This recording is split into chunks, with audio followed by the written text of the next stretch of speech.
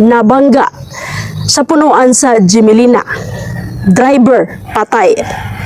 Kini atog gitutukan sa dokumentado.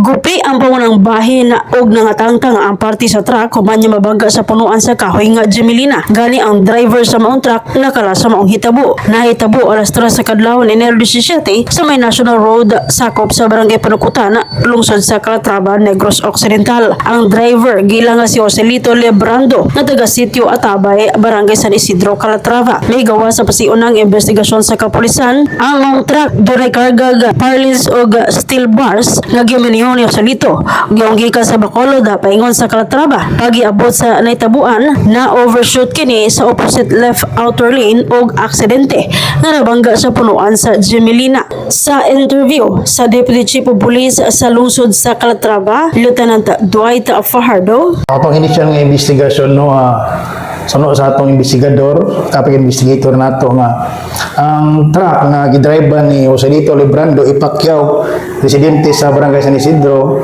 Calatrava.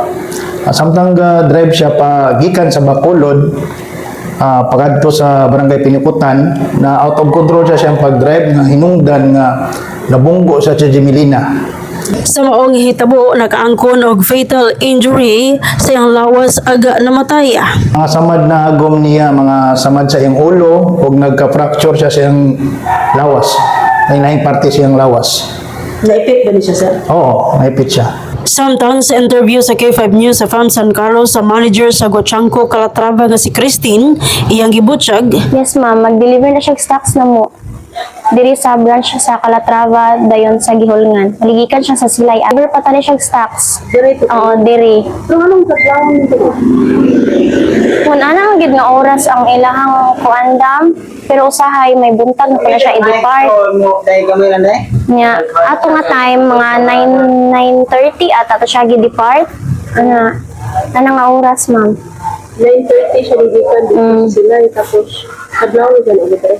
Mga 2 a.m. na to guro na hitabo. Kay may nadungog man ng mga tao dito ba, nga may ning lagubo ko, no? Wala na po nila giadto kay kuan man siya kuno na dira. Pero man daw na imo lagubo ba kay may daghan po dira mga aksidente bitaw.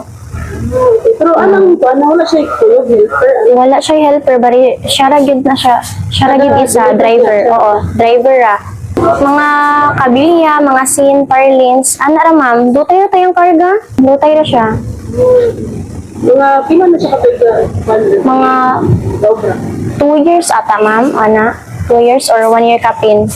Ang biktima gidala sa Calatrava District Hospital alang sa medikasyon apan gideklarang dead on arrival sa attending physician alas 5:40 sa buntag sa mga adlaw. Subay niini ang haya sa namatay na gipahimutang sa kapilya din sila nagpuyo. Ikan diri sa barangay Pinukutan, Calatrava, kini si K5 Jezabel Barbicho para sa Kampiyon nga Balita, Serbisyo Publiko o Kalingawan sa Negros. K5 News FM.